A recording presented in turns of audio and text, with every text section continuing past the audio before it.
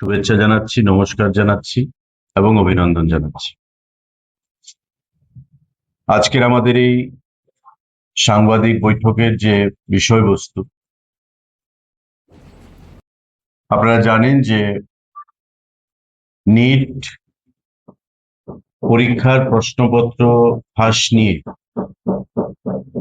ইতিমধ্যে সারা দেশব্যাপী বিশেষ করে বিরোধী দলগুলোর পক্ষ থেকে একটা অরাজকতা তৈরি করার চেষ্টা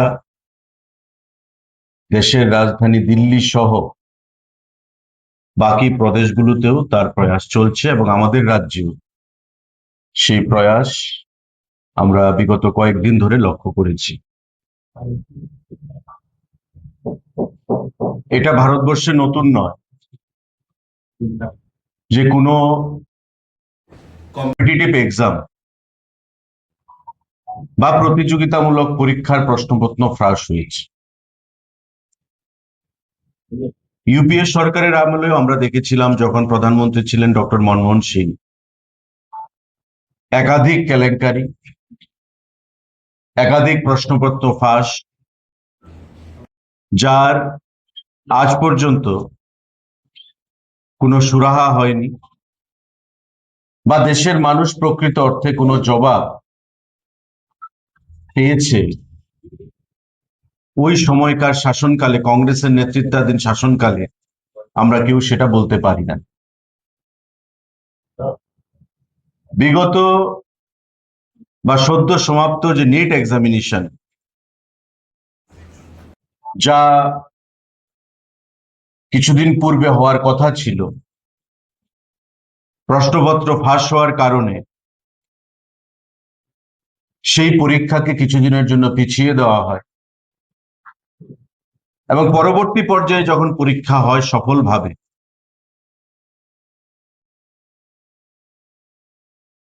পেরিয়ে গেছে সারা দেশব্যাপী, আমরাও সেটা জানি।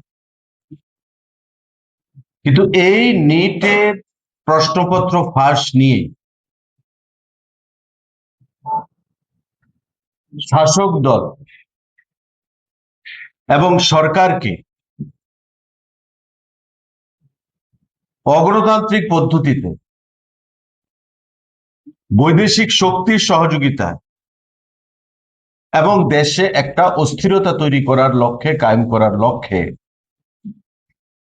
বিশেষ করে কংগ্রেস দল ঘোলা জলে মাছ ধরার জন্য ময়দানে নেমেছে। আমরা কি দেখছি?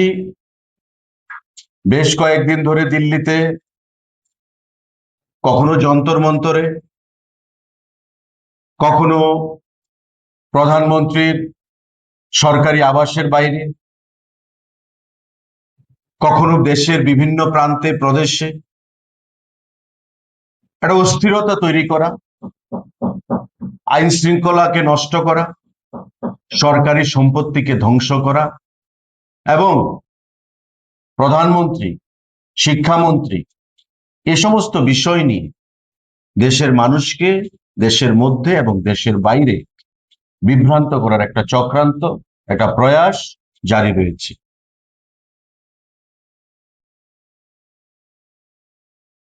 সর্বভারতীয় আমাদের দলের তরফ থেকে, দলের নির্দেশে আমাদের রাজ্যে এবং সারা দেশব্যাপী এই মিডিয়া বার্তালাপ বা প্রেস কনফারেন্স আয়োজন করা হয়েছে। আমাদের যেটা প্রশ্ন, তার আগেও আমরা দেখেছি, যখনই দেশে কোনো ধরনের কোনো ইস্যু, রাজনৈতিকগত ইস্যু বা অর্থনৈতিকগত যে কোনো সমস্যা তৈরি হয়, শাসক দলকে বিরোধী দলের থেকে বলা হয় যে পার্লামেন্টে এটা নিয়ে ডিবেট করা হোক, পার্লামেন্টে এটা নিয়ে আলোচনা করা হোক। যদি পার্লামেন্টের সেশন নাও থাকে, তবে বিশেষ অধিবেশন, স্পেশাল সেশন ডেকে সে নিয়ে পুঙ্খানুপুঙ্খভাবে আলোচনা করা হোক। বিরোধী দল থেকে শাসক দলের কাছে, স্পিকারের কাছে সেটা দাবি জানানো হয়। আশ্চর্যের বিষয়, বর্তমানে দিল্লিতে লোকসভার সেশন চলছে,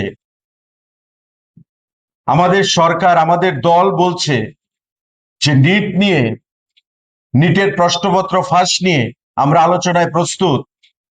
অথচ বিরোধীরা, বিশেষ করে রাহুল গান্ধীর নেতৃত্বে বিরোধীরা সেখানে আলোচনা অংশগ্রহণ করতে চাইছে না।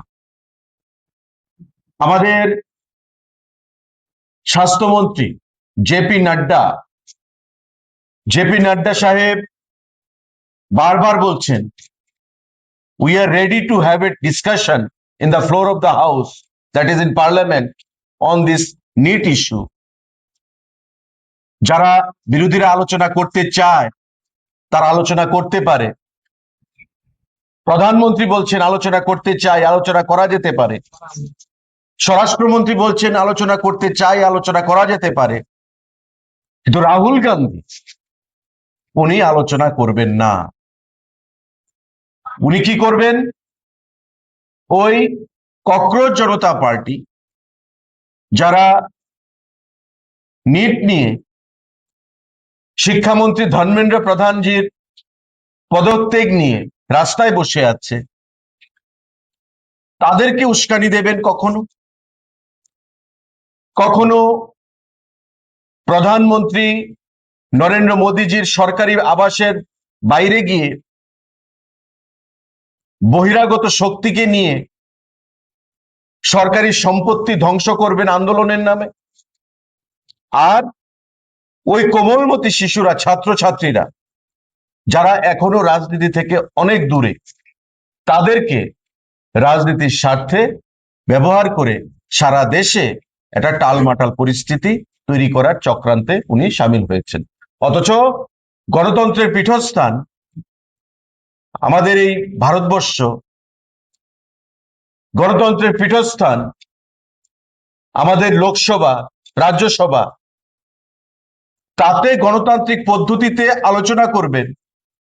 মোদিজি চাইছেন, সরকার চাইছে যে শাসক বিরোধী প্রত্যেকের আলোচনার মাধ্যমে একটা সুরাহা বেরিয়ে আসবে নিট কেলেঙ্কারি নিয়ে, এবং আগামী দিনে যাতে এ বিষয় আর পুনরাবৃত্তি না হয়, আর যেন রিপিটেশন না হয়, সে বিষয় নিয়ে আলোচনা করতে চাইছেন। অথচ রাহুল গান্ধী রাজি হচ্ছেন না। এই যে একটা অরাজকতা, এই যে একটা অগণতান্ত্রিক পরিবেশ, এই যে একটা আন্দোলনের নামে দেশের সম্পদ নষ্ট করা, দিল্লি পুলিশের উপর আক্রমণ করা, সেই জিনিসটা মেনে নেওয়া যায় না। তার বিরুদ্ধে আজকে সারা দেশব্যাপী দলকে বলা হয়েছে যাতে প্রেস বার্তালাপের মাধ্যমে জনগণের অবগতির জন্য জানাই, আমরা সেটাকে বিরোধিতা করি। দেশে যে কোনো অরাজকতা তৈরির চেষ্টা হবে, কঠোর হস্তে সেটা দমন করা হবে। এই রাজ্যেও অরাজকতা করে আমরা দেখেছি, সিপিআইএম এর পার্টির সম্পাদক, বিরোধী দলনেতা জিতে দিল্লিতে গিয়ে ককরোচ জনতা পার্টির আন্দোলনে সামিল হয়েছেন। আমরা দেখেছি এই রাজ্যে ছাত্রদের আন্দোলনে সার্কিট হাউসে গিয়ে তাদেরকে সমর্থন করেছেন কংগ্রেস এবং কমিউনিস্ট পার্টি দুজনেই। নাম নেই, গোত্র নেই, সংগঠনের জন্ম হয়ে তারা সরকার বিরোধী ষড়যন্ত্রে লিপ্ত হবে, আর আপনারা তাদেরকে সমর্থন করবেন শুধুমাত্র একটাই এজেন্ডা, যে বাঁকা পথে ঘোলা জলে কিভাবে সরকারে আসা যায়। বিকাশমুখী সরকার প্রধানমন্ত্রী এবং আমাদের রাজ্যের মুখ্যমন্ত্রী নেতৃত্বে চলছে, সেটাকে কিভাবে বাধা দেওয়া যায়, রাজ্যের উন্নয়নকে কিভাবে আটকে দেওয়া যায়, সমস্ত দিকে বিচার করে, বিশ্লেষণ করে তারা যখন দেখলেন যে আমাদের পতাকা তলে মানুষ সামিল হচ্ছে না, আমাদেরকে মানুষ বর্জন করেছে সারা দেশ থেকে, এই রাজ্য থেকে, তাই ওই প্ল্যাটফর্মটাকে যদি ব্যবহার করা যায়, তবে আমরা যদি ঘুরে দাঁড়াতে পারি।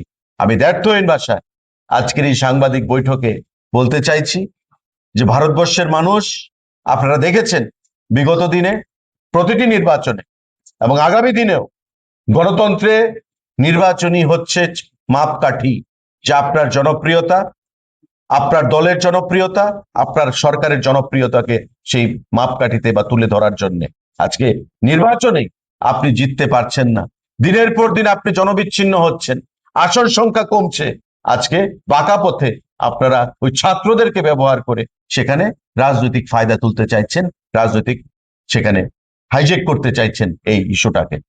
আমি আপনাদের আহ্বান জানাবো দলের তরফ থেকে যে ছাত্রদের ইস্যু নিয়ে সেটাকে রাজনৈতিক লাভালাভের জন্য আপনারা যে রাজনীতি করছেন তার থেকে দূরে সরে আসুন। এ রাজ্যে হোক, আমাদের দেশে হোক, পরিষ্কারভাবে অরাজকতা তৈরি করার যদি চেষ্টা করা হয়, কঠোর হস্তে তা দমন করা হবে। তার জন্য আমাদের দল, আমাদের সরকার, আমরা সদা প্রস্তুত রয়েছি। আপনাদের সকলের সহযোগিতা চাইছি, রাজ্যের সকল অংশের মানুষের আমরা সহযোগিতা চাইছি। সাংবাদিক বন্ধুদের যদি কোনো প্রশ্ন থাকে আপনারা সেটা করতে পারেন।